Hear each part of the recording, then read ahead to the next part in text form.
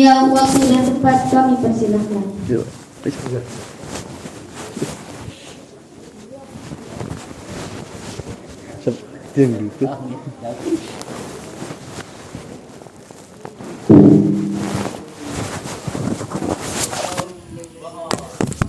Bismillahirrahmanirrahim.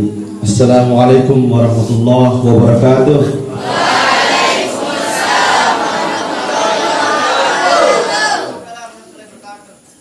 Jalan-jalan ke rumahnya Pak Ahmad, jangan lupa membeli tomat.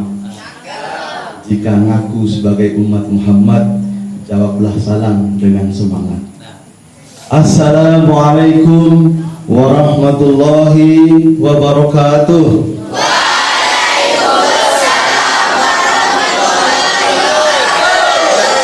Nah, ini mantap nih pagi-pagi ini enak nih, semangat kita olahraga, olahraga mundur ya.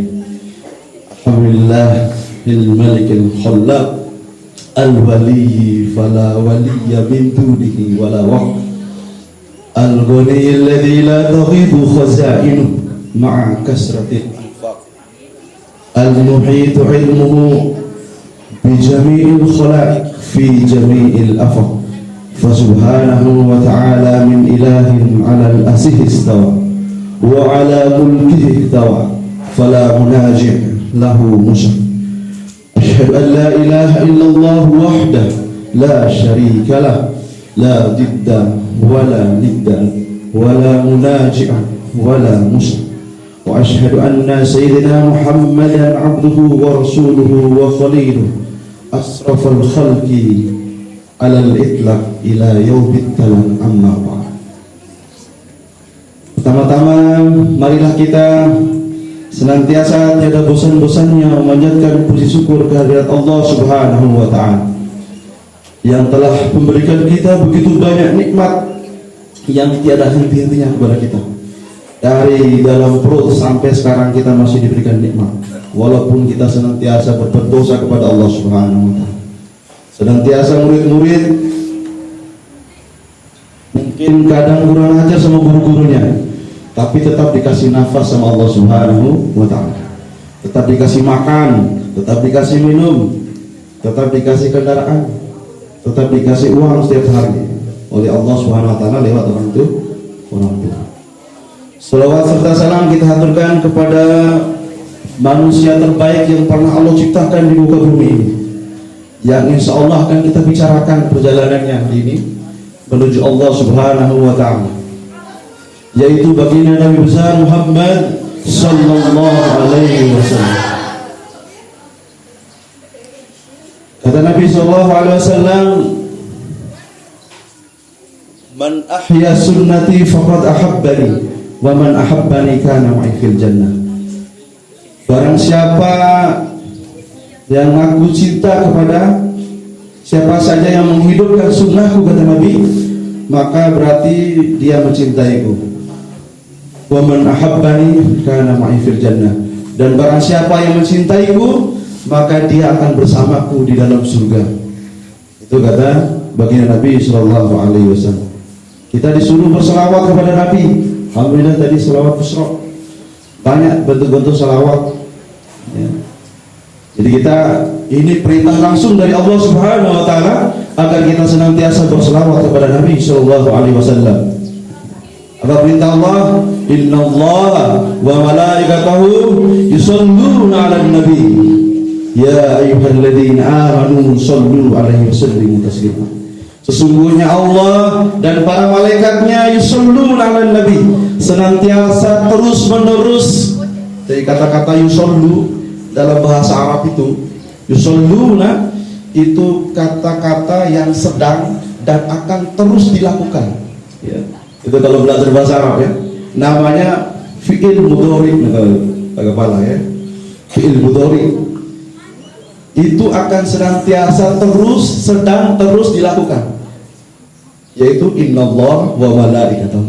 Allah dan malaikatnya, jadi sama malaikatnya senantiasa terus menerus berselawat kepada baginda Nabi sallallahu alaihi wasallam. Maka diperintahkan kepada kita, ya ayyuhalladzina amanu shallu alaihi wasallimu taslima. Wahai orang-orang yang beriman kepada Allah, beriman kepada Nabi sallallahu alaihi wasallam, maka berselawatlah kepada Nabi dan ucapkan salam takjim kepadanya. Ini dilakukan oleh Allah dan para malaikat. Jadi kita jangan lupa ini, hidupkan salawat ini ya. Insyaallah ini adalah pekerjaan Allah dan para malaikatnya setiap hari, yaitu senantiasa berselawat kepada Nabi SAW. Yang saya hormati Bapak Kepala Sekolah yang sangat ganteng sekali, saya lihat, Pak Wahab namanya. Jadi kalau diartikan apa itu Wahab, Wahab itu salah satu nama Allah Al-Wahhab, yaitu salah satu sifat Allah yang maha memberi tanpa batas. Jadi insya Allah beliau dengan nama ini akan memberikan kebaikan-kebaikan untuk sekolah ini ke depannya tanpa batas. Insya Allah ya, baru 6 bulan katanya sini ya. Baru 6 bulan mengabdi di sini, diangkat jadi kepala sekolah. Mudah-mudahan bisa membawa kebaikan untuk SMPN 2 Pringgarata. Amin ya rabbal alamin. Kemudian saya hormati Pak Haji Fathur Rahman, pembina pengawas ya, Masya Allah, Fathur Rahman, pembuka rahmat Allah, amin. Kemudian Pak Ihsan tadi kenal. Kalau dalam Islam itu ihsan itu adalah tingkatan paling tinggi. Islam, iman, kemudian ihsan. Apa kata Jibril? Man ihsan, apa ini ihsan? Yaitu anta abudallah ka'annaka tarahu fa illam takun tarahu fa innahu yaraka. Dalam hadis riwayat Bukhari. Yaitu ihsan itu adalah engkau beribadah kepada Allah Subhanahu wa taala seakan-akan engkau melihatnya.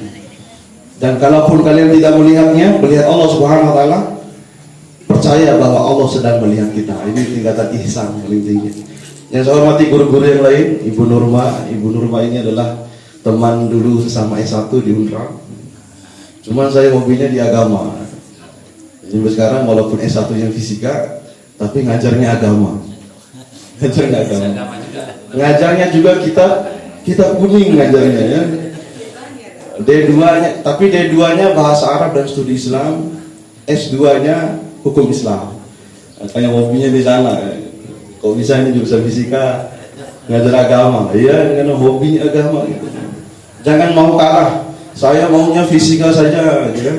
Padahal guru-guru kita dulu semacam Ibnu Sina, Al-Farabi, Al-Khuwairi, itu adalah ahli-ahli fisika, ahli-ahli kedokteran, tapi mereka berhafal Al-Quran dan mereka pintar bahasa Arab. Ilmu kita itu ya. Mereka paham tentang agama dan sebagainya, rajin meneliti.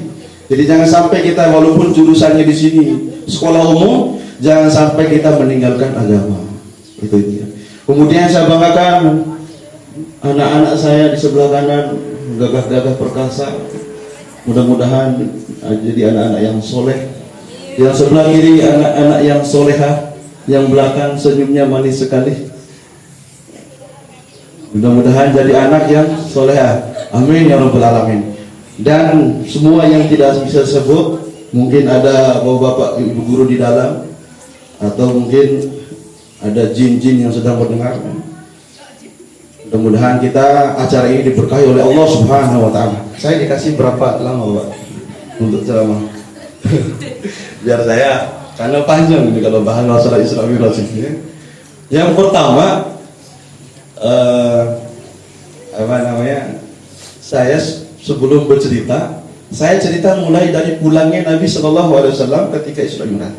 Pulangnya di pagi hari itu Rasulullah langsung pergi ke Ka'bah, bercerita langsung kepada orang-orang bahwa saya sudah berangkat ke Palestina, Masjid Al-Aqsa, kemudian berangkat ke Sidratul Muntaha. Itu diceritakan Nabi itu pas pulang pagi-pagi itu cerita. Dan waktu itu didengar oleh yang namanya Abu Jahal. Tahu Abu Jahal, adik? Saya aran aslinya Abu Jahal. Saya pengen tahu. Adik-adik yang laki-laki perempuan, saya kasih telur dah. Ada saya beli sarapan tadi, ada buat telur, tapi rusak ini. Siapa yang tahu nama aslinya Abu Jahal? Angkat tangan. Atau nanti dikasih hadiah sama Pak Ohak ya? Nama aslinya Abu Jahal. Ini tak lepas dari kisahnya Israel rasanya apa? Ada? Yang tahu hadiahnya 20. Abu Jahal. Nah, Aduh, apa kalau? apa yang tahu nanti hadiahnya 20.000. 20.000. Ada? Oh, gagal ini Abu Jahal. Nama aslinya Abu Jahal. Ya, namanya adalah Amr bin Hisham. Amr bin Hisham. Nama aslinya adalah Amr bin Hisham.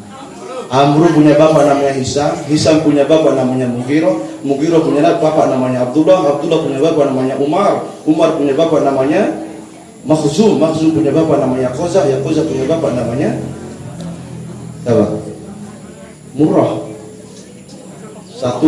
Satuan Bani Makhzum.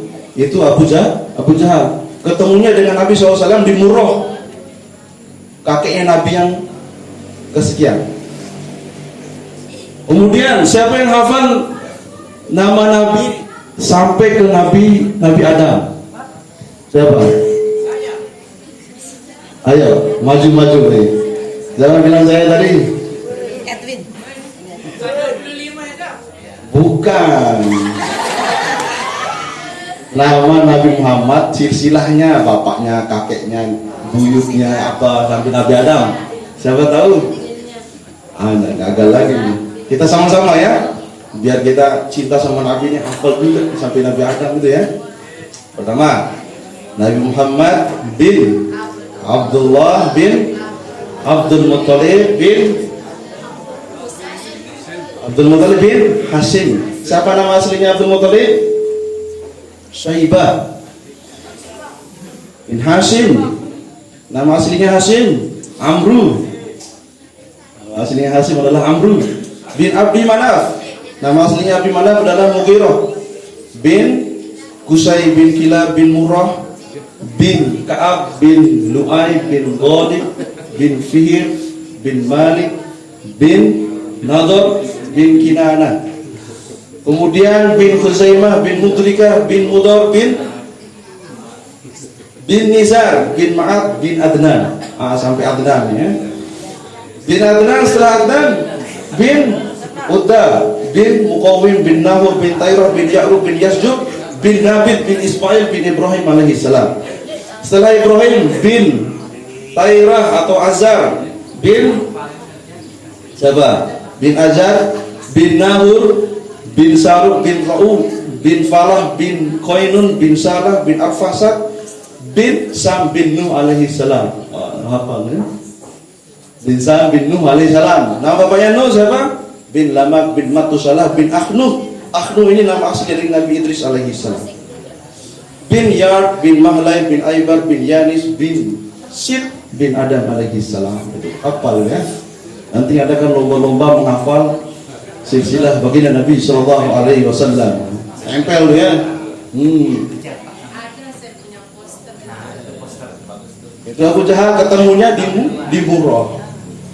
Di Murrah juga mereka satu suku, satu ketemu dengan Abu Bakar. Yang akan saya ceritakan sebelum kita menjelaskan Isra Mi'raj. Abu Bakar.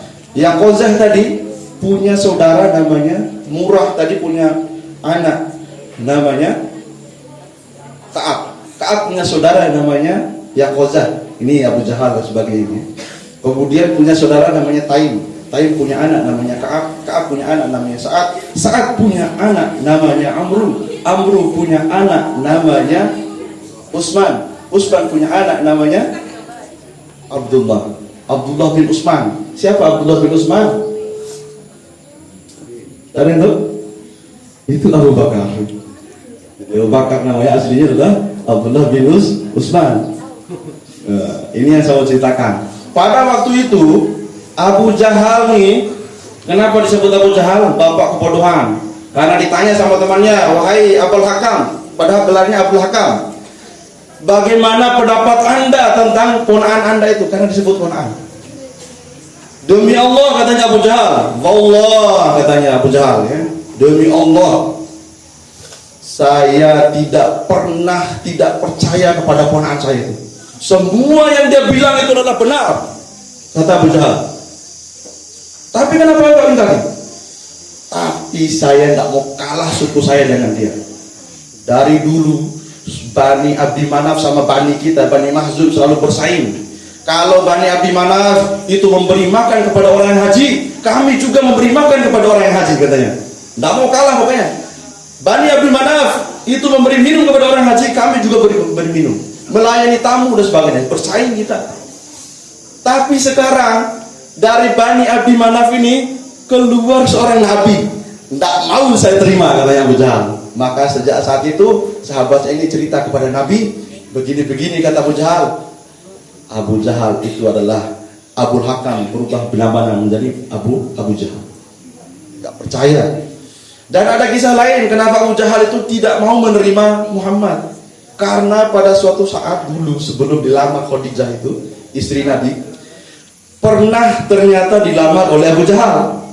Abu Jahal melamar Khadijah, tapi ditolak mentah-mentah oleh Khadijah. Tapi ketika dilamar oleh Nabi Muhammad, ternyata diterima oleh Khadijah. Tambah marah dia Abu Jahal ini kepada bersaing masalah cemburu. Kalau kita enggak akan ada itu di Mataram dulu, orang Bima sama Dompu rebutan perempuan, saling bunuh, meninggal satu orang, rebutan perempuan. Abu Jahal juga begini, karena cemburu dia sama Nabi Muhammad SAW, akhirnya dia tidak mau terima. Apapun maqala Muhammad huwa kadzib katanya. Apapun yang dikatakan oleh Muhammad semuanya bohong katanya. Abu Jahal.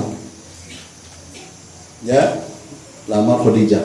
Khadijah punya bapak namanya Khuwailid. Khuwailid punya bapak namanya Asad. Asad punya bapak namanya Abdul Uzza. Abdul Uzza adalah saudaranya Abdi Manaf. Kakek ketemunya di sini. Itu dekat hubungan keluarganya itu. Kemudian Khadijah punya sepupu namanya punya saudara kandung namanya Awam. Awam punya anak namanya Zubair yang kita kenal dengan Zubair bin Awam. Jadi Zubair bin Awam itu adalah ponakan dari Siti Khadijah. Ini silsilah dari kita hafal sedikit ya. Keluarga-keluarga besar itu.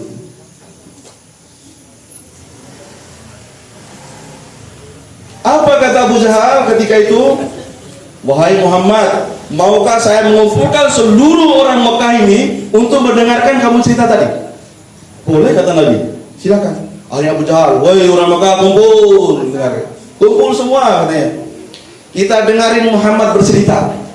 Setelah kumpul semua orang Mekah waktu itu, bermulailah bercerita Nabi Muhammad. Sesungguhnya saya berangkat dari Mekah ke Palestina, Masjid Aqsa, kemudian naik ke langit.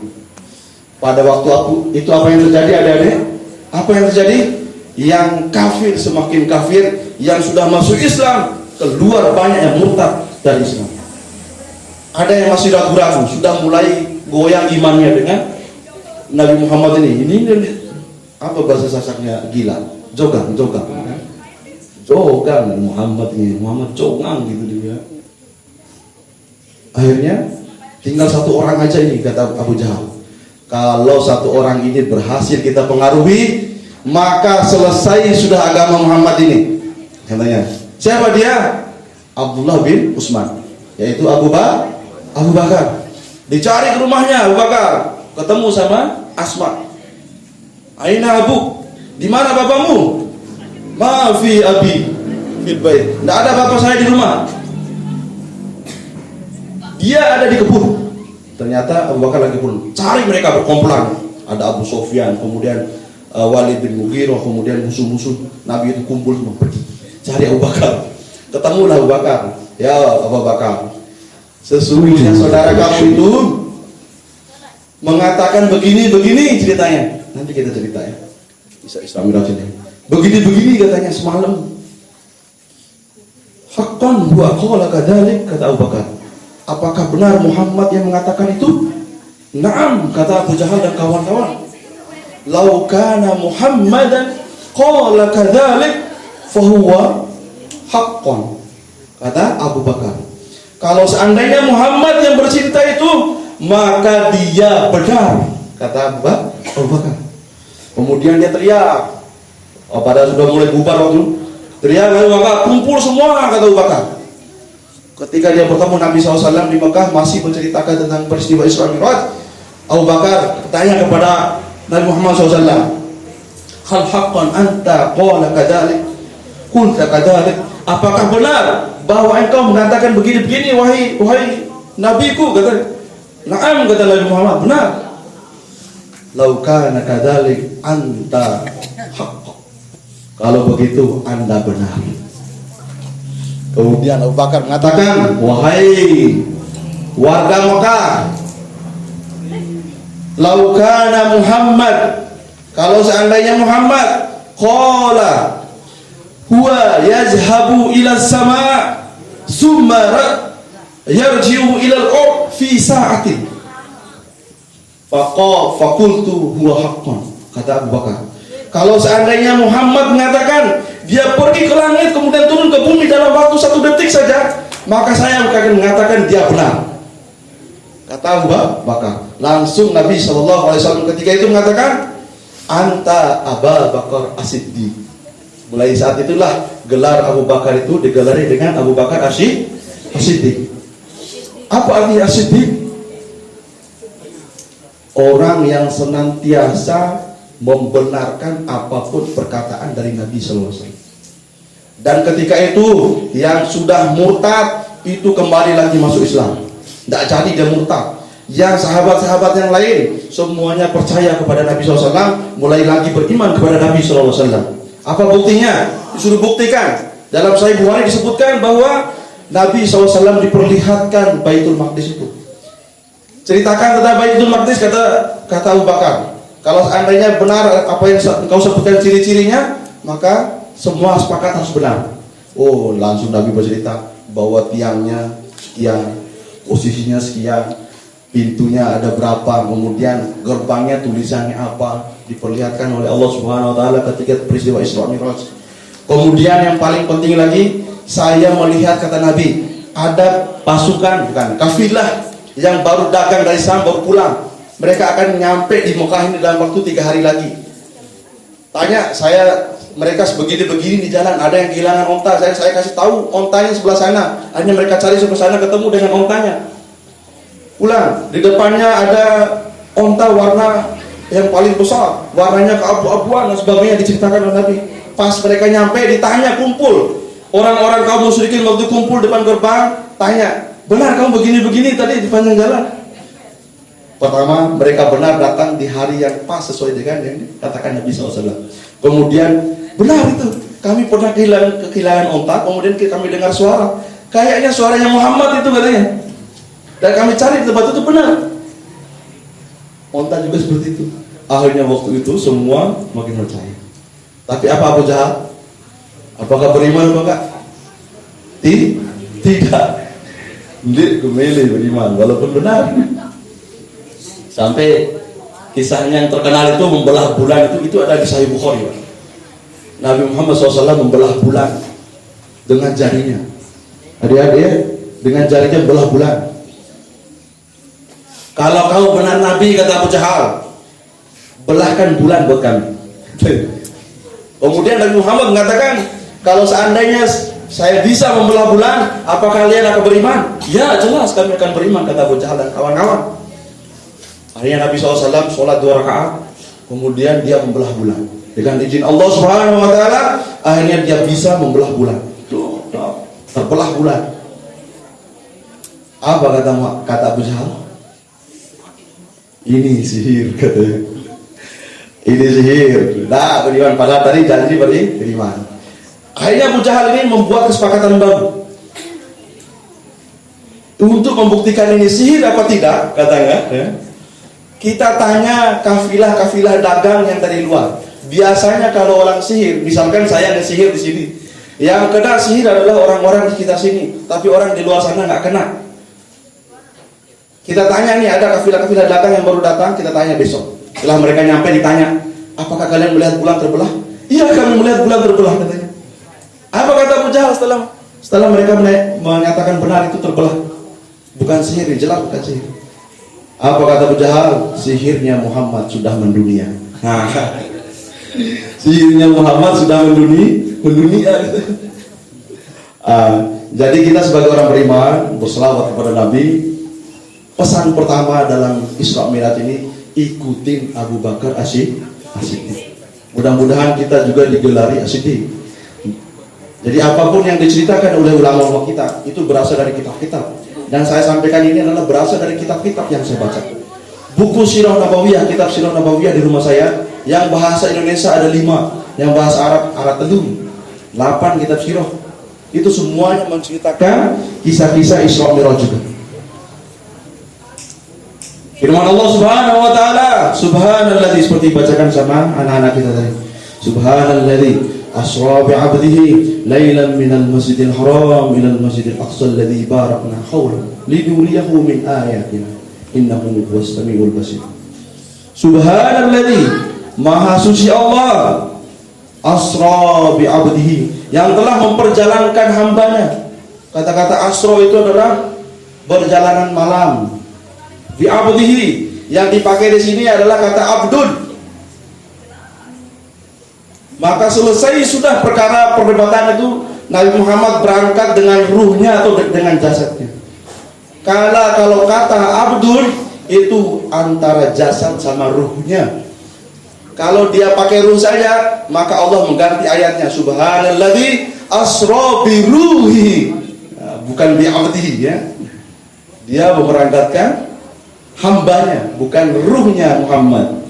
Atau tidak diceritakan memberangkatkan ruhnya lewat mimpinya, tidak. Dalam ayat ini jelas dikatakan bi 'abdihi, dan tidak disebutkan sebagai mukjizat terbesar kalau seandainya cuma lewat mimpi doang.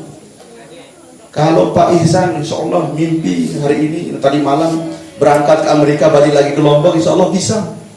Tapi bukan mukjizat. Tapi kalau Pak Wahab berangkat ke Amerika tadi malam, nyampe lagi sini pagi Lombok, ini mukjizat untuk Wahab. Ini jelas mukjizat yang terbesar. Berangkat kemana? Ke Masjidil Aqsa. Tapi kata para ulama dalam kitab-kitab riwayat yang lain, sebelum nyampe ke Al-Aqsa, Nabi SAW mampir dulu ke sebuah kebun yang banyak sekali kurmanya. Kemudian Jibril mengatakan kepada Muhammad, tafaddal tusalli fi hadzal makan. Silakan wahai Muhammad, sholat di tempat ini. Habis dia sholat, Nabi Muhammad mengatakan, di mana? Apa nama tempat itu? Itu adalah At-Thayyibah. Thayyibah itu adalah nama lain dari Yasrib. Yasrib itu Madinah. Bluetooth connected. Jadi seperti itu ya. Setelah dia sholat, berangkat Nabi Muhammad lagi ke Bukit Tursina. Itu tempat Nabi Musa ketemu dengan Allah Subhanahu wa taala, menerima Taurat. Di sana juga disuruh sholat oleh Jibril. Tanya, apa itu? Itu tempatnya Musa dulu ketemu dengan Allah Subhanahu wa taala, menerima Taurat. Kemudian berangkat lagi ke tempat lahirnya Nabi Isa, yaitu di Yerusalem. Ada sebuah pohon di sana di Yerusalem itu tempat berteduhnya Siti Maryam ketika itu. Oh, Siti Maryam ya. Di sana dia melahirkan Nabi Isa alaihissalam dan disuruh oleh Jibril sholat di sana dan menghormati.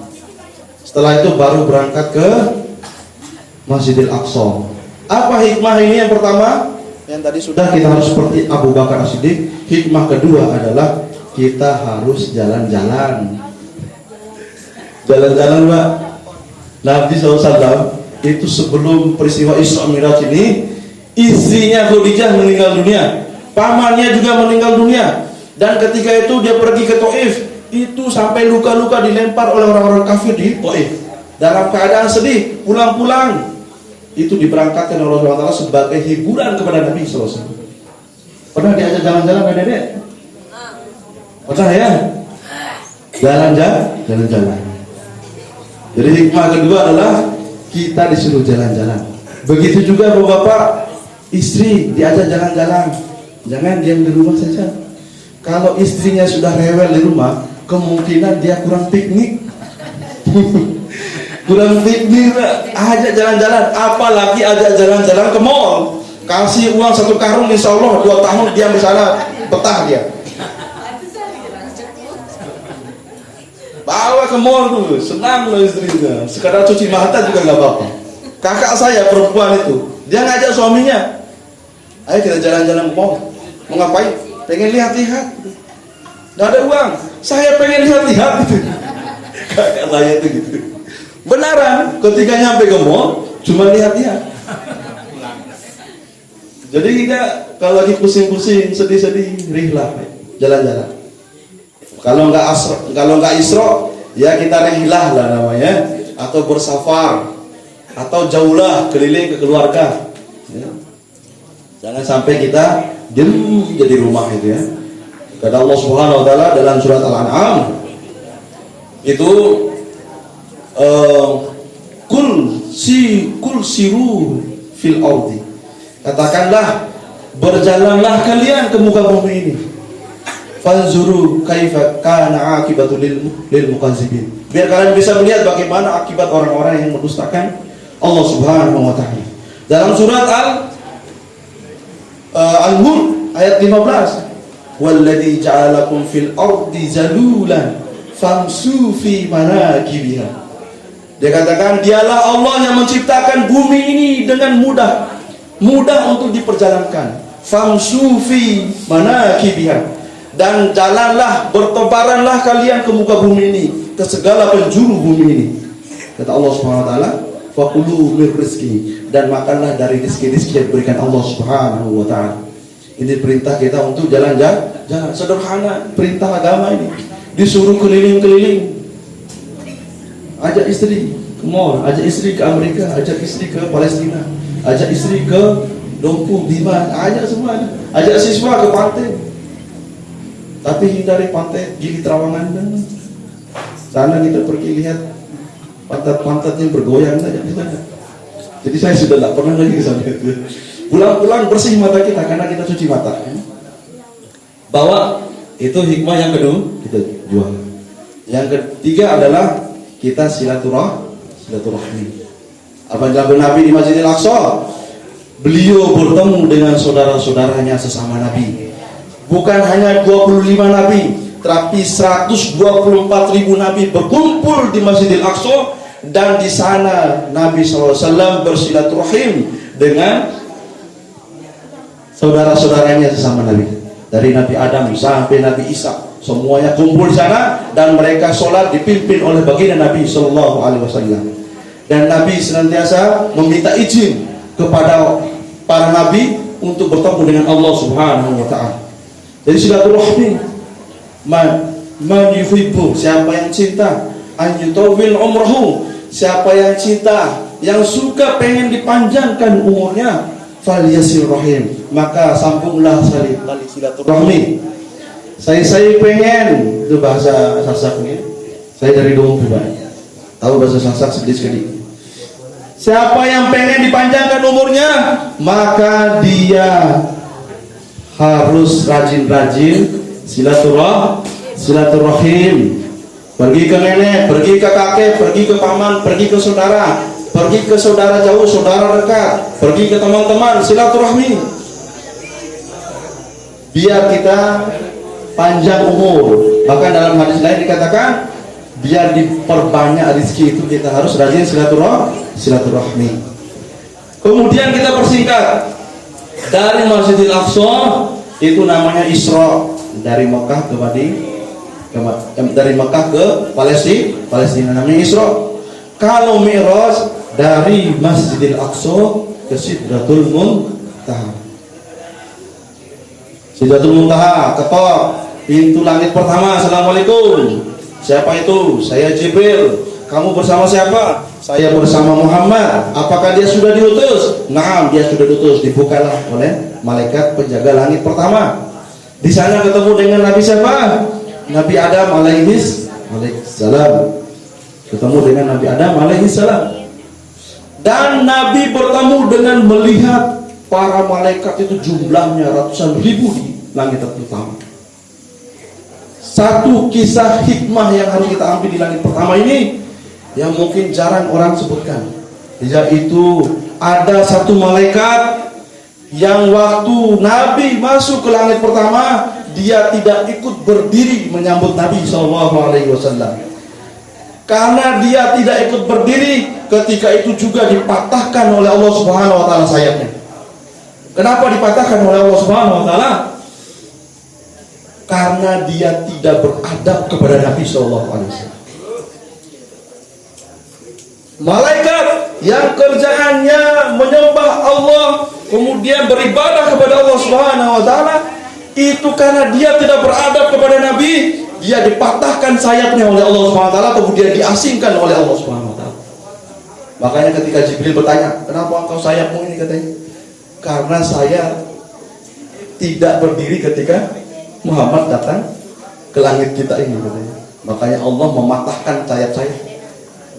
Dan dalam kisahnya, kamu berselawat, berbanyaklah berselawat kepada Muhammad, insya Allah akan Allah kembalikan sayapmu. Dan dia selawat tiap hari kepada Nabi Muhammad, akhirnya Allah mengembalikan sayapnya. Apa pelajaran bagi kita? Yaitu kita harus beradab kepada Nabi Shallallahu Alaihi Wasallam.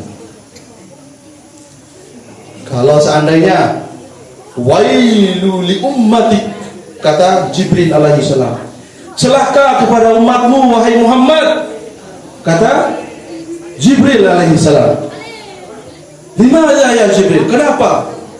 Man qala ismuka fi janibihi walam yusalli alaika. Orang yang disebutkan namamu di depannya tapi dia tidak berselawat kepadamu. Ini adab kita kepada Nabi sallallahu alaihi wasallam. Termasuk kegiatan berjanji, kemudian kegiatan maulid. Kita harus pakaian-pakaian yang wangi-wangi lagi maulid, termasuk acara-acara seperti ini menceritakan Nabi SAW. Kita harus beradab kepada Nabi SAW. Kita termasuk rokok, nanti rokoknya nanti ya, yang rokok. Rokok. Apalagi di kegiatan maulid, Pak, untuk menghormati Nabi SAW, kita beradab. Malaikat saja, bapak ibu, adik-adik sekalian yang rajin ibadah, taat, tidak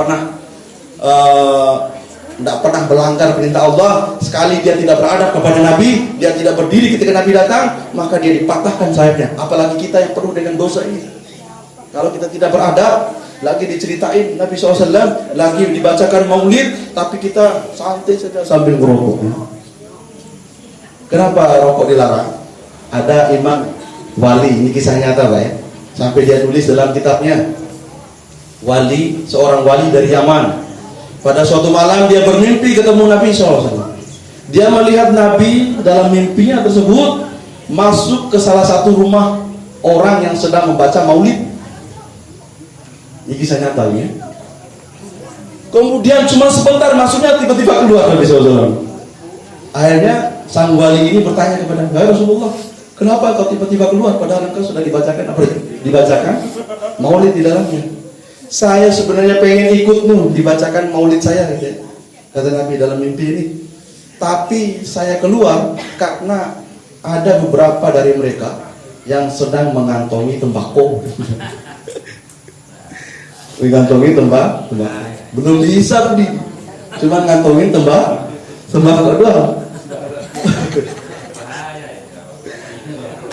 Ini bukan berarti saya mengatakan haram rokok, makruh. Kita ikutin fatwa MUI, makruh.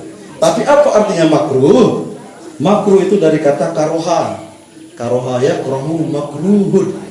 Karoha itu artinya membenci. Makruh artinya yang dibenci. Dari hukumnya makruh ini dibenci.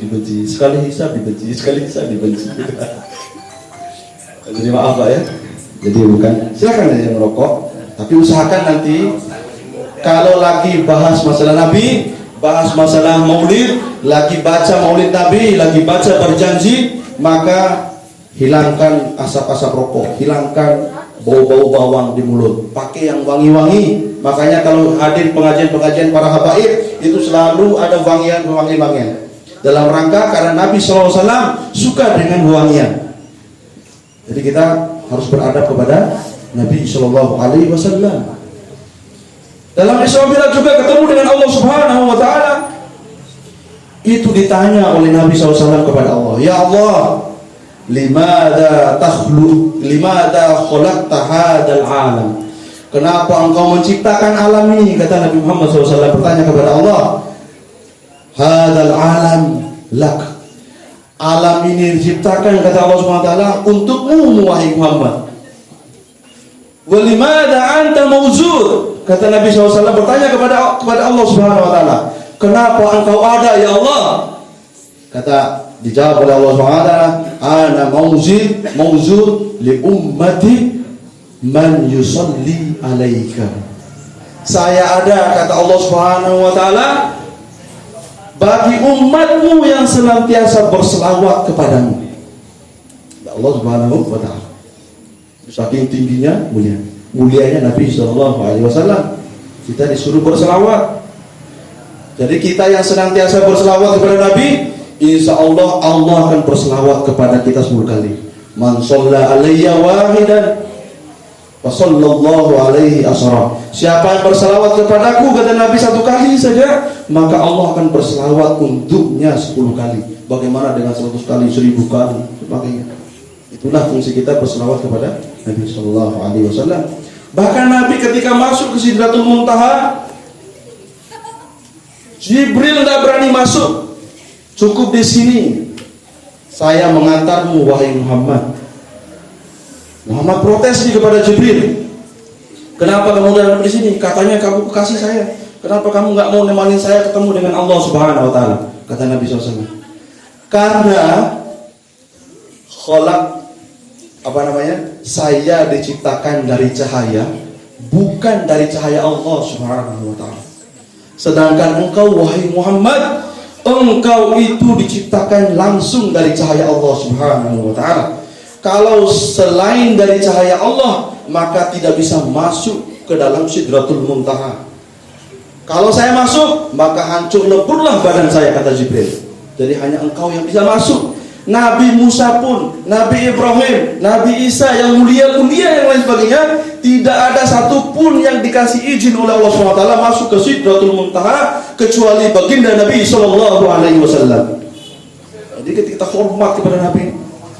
Ibarat gini ya, yang bisa nyampe kepada matahari hanya cahaya matahari. Jadi yang bisa nyampe dengan Allah itu hanya cahaya Allah, yaitu Nabi Muhammad Sallallahu Alaihi Wasallam. Makanya Musa disuruh balik balik lagi ke Sidratul Muntaha, minta lagi.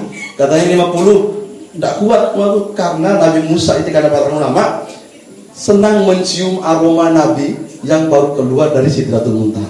Karena Nabi Musa tidak bisa masuk ke sana. Begitu ya. Makanya disuruh balik terus, balik lagi. Dia hirup bau Sidratul Muntaha kepada Nabi Sallallahu Alaihi Wasallam.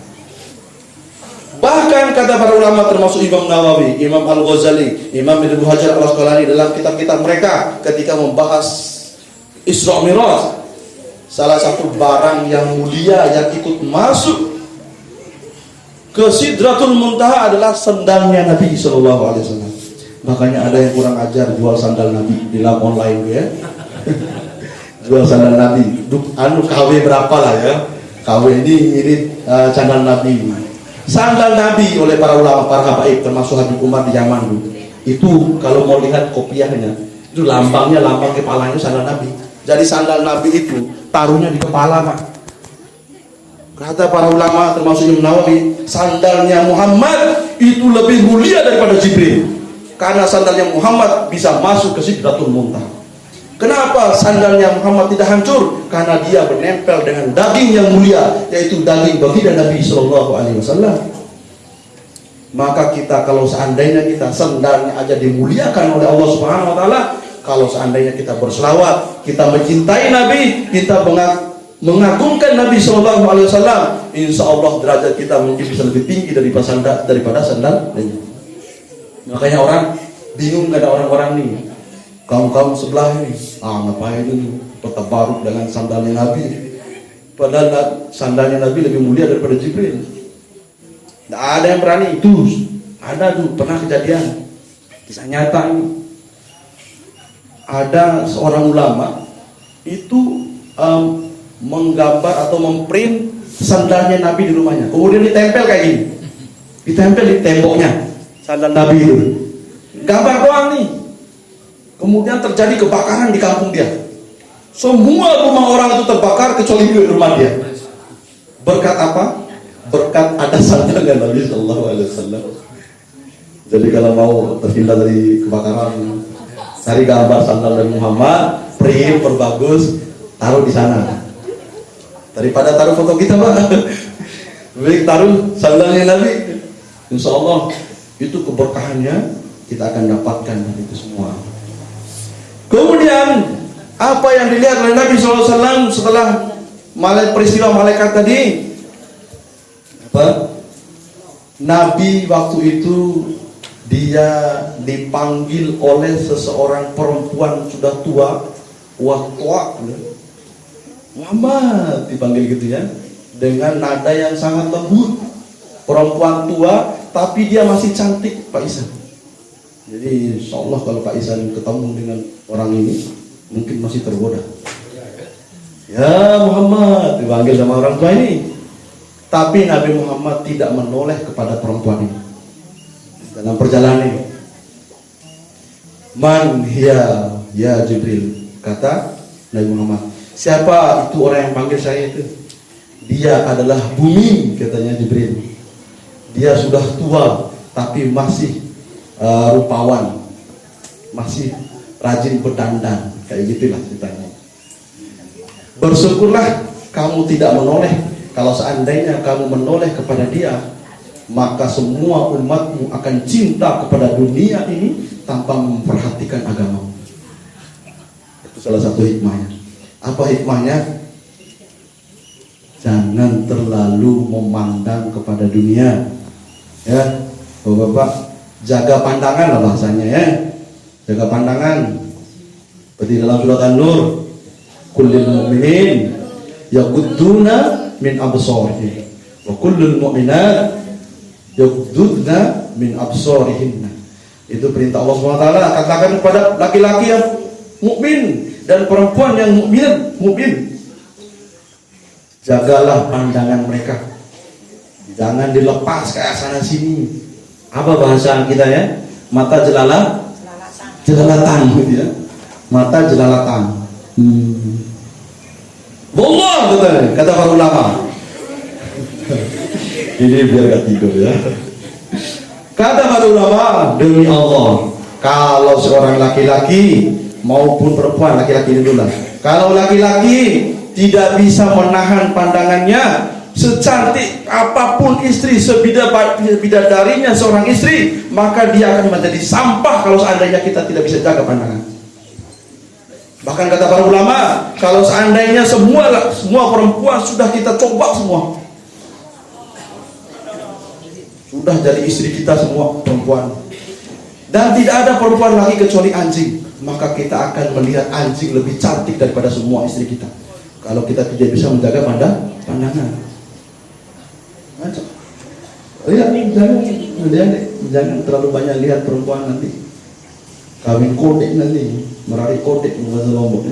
Lu saya tahun 2016 baca koran dulu di Lombok Barat itu jumlah janda jumlahnya 5.650 orang. Lombok Barat doang. Data senasional jumlah data janda terbanyak kedua setelah Jawa Barat ada di Lombok. Kodek-kodek kan. Saya pernah neliti di Mataram, angka putus sekolah.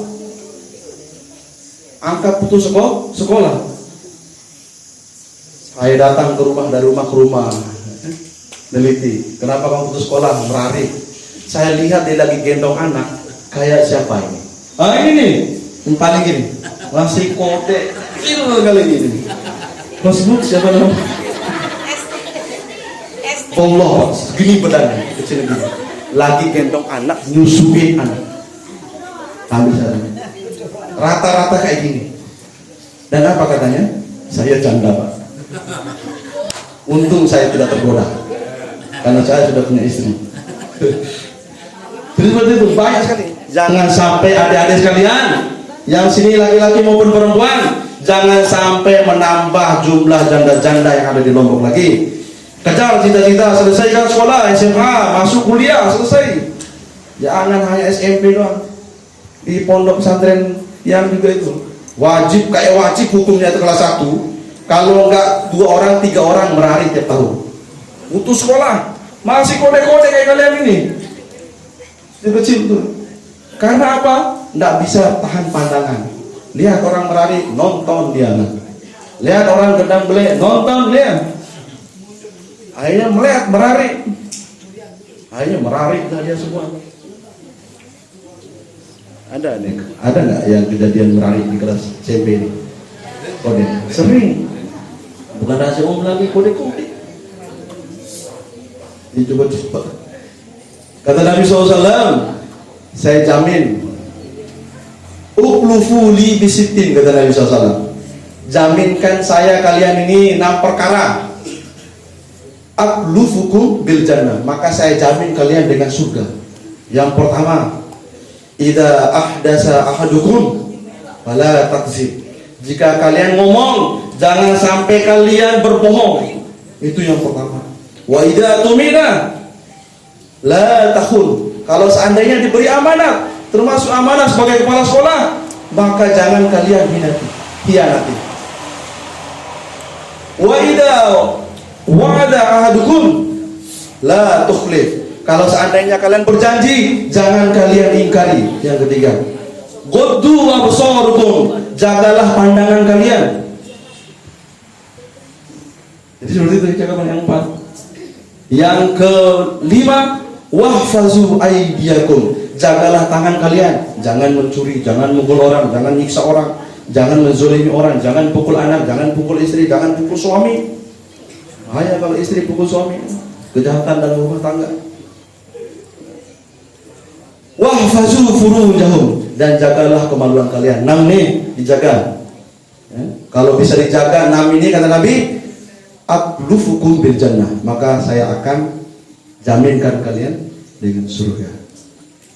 Jadi jaga pandangannya, jaga pandangan. Jadi kita yang diperintahkan adalah kita menjaga pandangan. Kemudian hikmah selanjutnya adalah ada 5 ini ya. Yang keempat adalah mencari ilmu.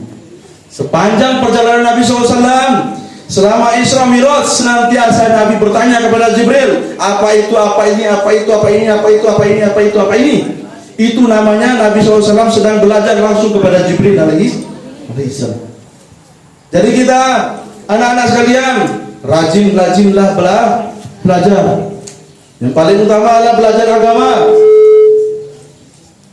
Belajar agama, baca Quran, belajar pengajian, ikut pengajian tuan guru, ikut pengajian ustaz dimanapun kita ikut. Jadi kita jangan sampai kita tidak belajar agama. Kata Abu Hurairah, kenal Abu Hurairah ya?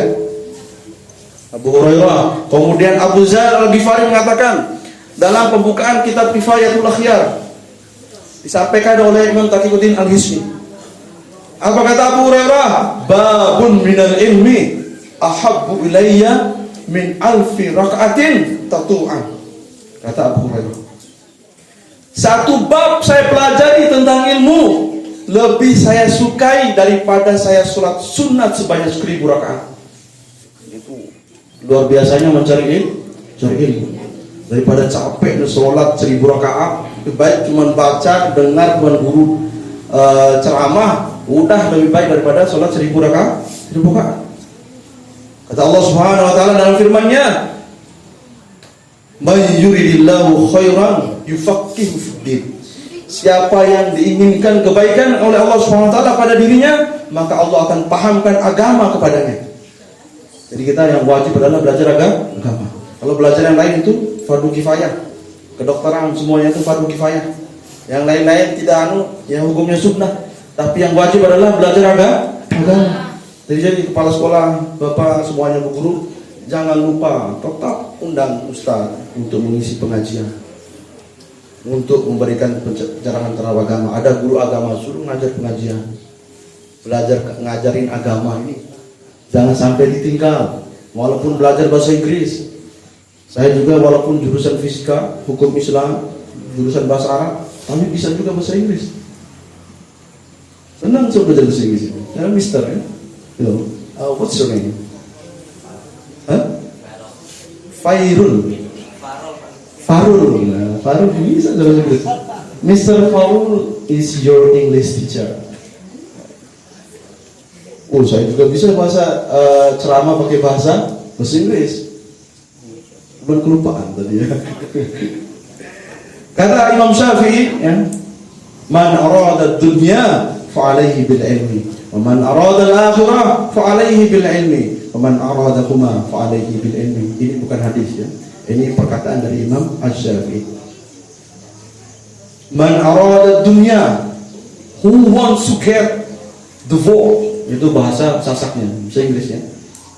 Siapa pengen dapat dunia ini, wajibun alaihi bil ilmi, maka wajib baginya dengan ilmu. Dengan ilmu.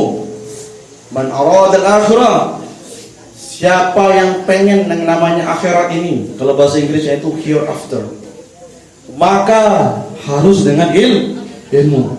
Siapa yang pengen dunia dan akhirat, maka harus dengan ilmu. Ada cerita kisah nyata di Suriah. Ini kisah nyata. Jadi ada namanya Abdurrahman. Dia kerjaannya penggali kubur, Pak. Ibu ya. Dia penggali kubur. Umurnya sekitar 50 tahun. Dari muda sampai tua nih penggali kubur, Pak. Suatu saat datang mayat anak muda. Datang mayat anak muda ini dikubur. Pas masukin di dalam liang lahatnya, pingsanlah Abdurrahman ini. Pingsanlah Abdurrahman. Hanya diangkat oleh teman-temannya, diganti oleh orang lain. Pas dia sadar ditanya, malaka ya Abdurrahman, ada apa dengan engkau wahai Abdurrahman? Inni ra'aitu kaza wa kaza. Saya sungguhnya saya melihat ini dan itu. Nanti sudah diceritakan apa yang dia lihat. Tapi para sahabatnya yang ngantar itu dia percaya. Beberapa bulan kemudian datang lagi saudaranya yang meninggal dunia, kakaknya yang tadi. Pas yang kedua ini Abdurrahman tidak pingsan, tapi dia melihat yang sama. Dia melihat yang sama. Akhirnya dia penasaran, sudah dikubur, dia kejarlah ibunya dua orang anak ini. Wahai ibu, man anti, wa min aina anti? Siapa anda dan anda berasal dari mana? Tanyanya kepada ibunya. Saya dari sini kata ibunya. Apakah kau ibu dari orang tadi yang beberapa bulan lalu? Iya, itu anak saya dua-duanya. Apa amalan mereka sampai mereka mendapatkan kemuliaan dari Allah Subhanahu wa Ta'ala? Karena saya melihat mereka berdua ketika saya menguburkan pertama sampai saya pingsan, saya melihat dua laki-laki berpakaian putih menjemput jenazahnya, menjemput ruhnya di situ, dan dia dibawa ke taman dari taman-taman surga. Yang pertama, yang kedua juga seperti itu, ibu. Melihat sama, dijemput oleh dua orang laki-laki dengan berkuda, kemudian dia dibawa ke taman dari taman-taman surga. Ma amaluhuma, apa amalan mereka berdua? Hatta yukrimuhumullah, sampai Allah memuliakan mereka berdua. Kata Abdurrahman ini kepada ibunya. Yang pertama, anak saya yang pertama meninggal itu, dia adalah orang yang rajin menuntut ilmu. Ya, dedek rajin menuntut ilmu. Matek masuk surga. Rajin menuntut ilmu. Dia adalah ahli, senang belajar ilmu. Yang kedua apa amalannya? Dia adalah seorang tukang kayu kakaknya ini. Tapi dia hasil kayunya ini dia pakai untuk membiayai adiknya dalam rangka mencari ilmu. Masya Allah, inilah yang buat dia mendapatkan kemuliaan dari Allah Subhanahu wa Ta'ala. Inilah orang-orang yang senantiasa menuntut ilmu. Yang terakhir, masih ya, sejamnya. Yang terakhir, apa yang terakhir? Yaitu hikmah terakhir adalah kalau jalan-jalan jangan lupa bawa oleh-oleh. Nanti apa oleh-olehnya ketika Isra Mi'raj? Perintah dan sholat. Perintah sholat. Jadi inti dari Isra Mi'raj ini adalah perintah sholat. Kalau zakat, puasa, haji, sedekah, apapun amalan lain, Allah cukup mengutus Jibril menyampaikan kepada Nabi Muhammad SAW. Tapi khusus sholat, Allah memanggil langsung kepada Muhammad untuk mengambil langsung ke Sidratul Muntaha, yang tempat itu tidak bisa dimasuki oleh siapapun kecuali Nabi Muhammad SAW. Yang namanya oleh-oleh, Pak Kepala, misalkan Pak Wahab kasih oleh-oleh berangkat dari Amerika, misalkan dia bawa oleh-oleh jam tangan buat Pak Ihsan. Ini Pak Ihsan pakai jam tangan ini ya. Ternyata Pak Ihsan gak mau pakai jam ini. Gimana perasaan Pak Kepala? Kecewa dan tersinggung.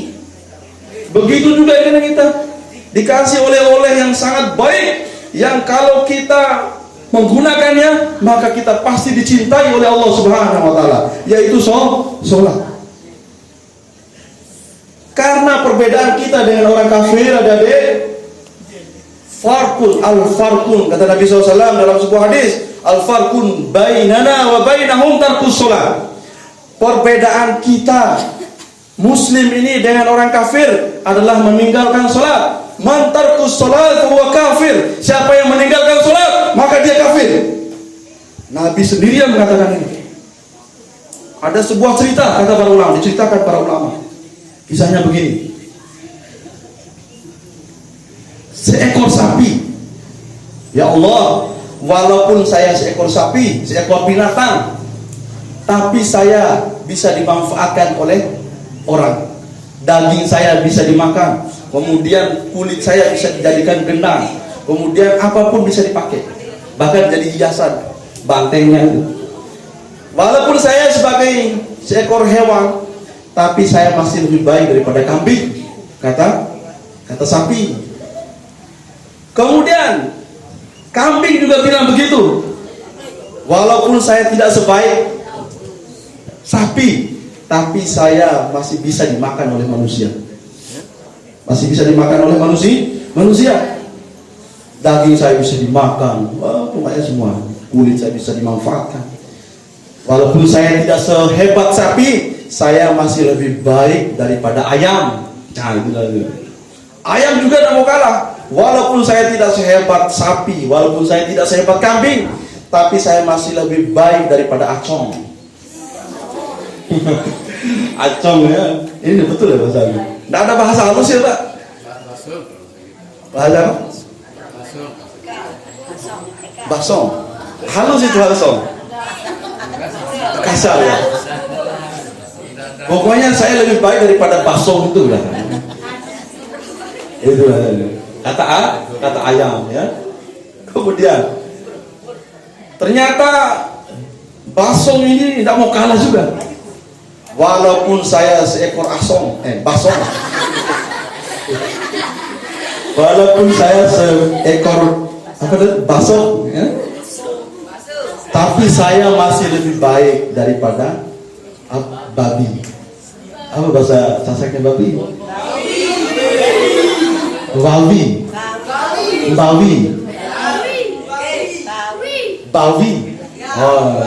Walaupun saya ini basong, ternyata saya masih bisa jaga rumah-rumah orang, menjaga dari maling dan sebagainya, ketimbang bawi. Kata acong ini, kata basong ini. Terus ternyata bawi juga dia tidak mau kalah. Bawi. Walaupun saya ini seekor bawi, saya tidak bisa dimakan, saya badannya najis, tidak bisa dimakan oleh orang, tapi saya masih lebih baik, masih beriman kepada Allah Subhanahu wa taala, dan saya lebih baik daripada orang-orang yang tidak sholat. Itu kata Nabi. Jadi kalau adik-adik milih sholat, maka kalian lebih baik daripada babi. Rajin-rajin sholat. Jangan itu sholatnya. Bila perlu berjamaah terus ke masjid, rajin ke masjid. Kisah nyata itu di zaman Harun Ar-Rasyid ini Pak. Kisah nyata ini bukan rekayasa, kisah nyata seorang pemuda di zaman Harun Ar-Rasyid Harun al-Rasyid itu Bani Abbasiyah. Dia adalah ahli sholat. Dia tidak pernah ketinggalan sholat berjamaah di masjid. Ketika azan, langsung dia berangkat ke masjid. Tidak ada yang lebih penting panggilan apapun kecuali panggilan Allah Subhanahu wa ta'ala. Jadi sudah berdarah daging laki-laki ini, seorang pemuda ini, dengan sholat berjamaah di masjid. Suatu saat ternyata ada yang memfitnah dia. Singkat cerita, ditangkaplah oleh Harun al-Rasyid dan dimasukkan ke dalam penjara. Di dalam penjara, pemuda ini tidak sedih karena dia dimasukkan dalam penjara. Dia sedih karena tidak bisa sholat berjamaah di masjid. Sedih dia. Akhirnya dia berdoa kepada Allah Subhanahu wa ta'ala. Ya Allah, saya tidak sedih karena saya masuk penjara, tapi saya sedih karena saya tidak bisa lagi sholat berjamaah di masjid. Maka tolonglah saya ya Allah, bagaimana caranya agar saya tetap bisa sholat berjamaah di masjid. Itu doanya kepada Allah Subhanahu wa ta'ala. Dan ternyata pada saat sholat zuhur, Harun al-Rasyid ikut sholat juga zuhur. Pas dia salam, Assalamualaikum warahmatullahi wabarakatuh. Assalamualaikum warahmatullahi wabarakatuh. Ternyata di sampingnya pemuda itu di masjid. Yuk, kamu ngapain di sini, kan kamu di penjara? Ternyata anak ini cuma senyum. Pas lagi nanti sholat asar, Harun al-Rasyid sholat juga. Ternyata dia lihat lagi anak ini. Gimana cara kamu keluar? Dia senyum aja anak ini, ya? Senyum aja. Akhirnya Harun al-Rasyid sekali waktu dia jaga sendiri penjaranya ini. Ditangkap waktu dia jaga sendiri. Pas sholat isya, pas dia lihat ke dalam, tidak ada di pemuda itu. Dalam penjara tidak ada. Ternyata ditemukan di masjid. Tangkap juga sama prajuritnya Harun al-Rasyid. Kalau begitu bawa dia ke padang pasir yang jauh. Bikin penjara tahanan ikat di sana katanya. Simpan makanan biar bisa makan. Dibawa oleh pasukannya Harun al-Rasyid pakai kuda. Pas pulang, Assalamualaikum, waalaikumsalam. Pas nyampe ke gerbangnya Baghdad, ternyata pemuda itu sudah nyampe duluan. Assalamualaikum, waalaikumsalam katanya. Nuh, kamu duluan nyampe katanya. Ya, kalian tidak akan bisa menangkap saya, memberhentikan saya kalau sudah waktunya sholat. Saya diantar langsung oleh Allah Subhanahu wa ta'ala ke masjidnya karena saya berdoa seperti itu tadi. Jadi rajin-rajinlah sholat. Jangan sampai kita tidak sholat. Adik-adik, jangan sampai kalian lebih baik daripada apa? Zalim. Wallahu a'lam bishawab. Mudah-mudahan bermanfaat. Mohon maaf atas segala kekurangan. Mohon maaf atas segala kekasaran saya, karena saya makhluk kasar, bukan makhluk halus. Kita tutup pertemuan ini dengan sama-sama melafazkan alhamdulillah dan doa kafaratul majlis. Alhamdulillahirabbil alamin. Subhanakallahumma wa bihamdika asyhadu an la ilaha illa anta astaghfiruka wa atubu ilaik. Pergi umroh ke kota Mekah, jangan lupa memakai jubah. Jika kalian ngaku anak yang sholat, hormatilah guru dan kepala sekolah. Amin ya rabbal alamin. Kemudian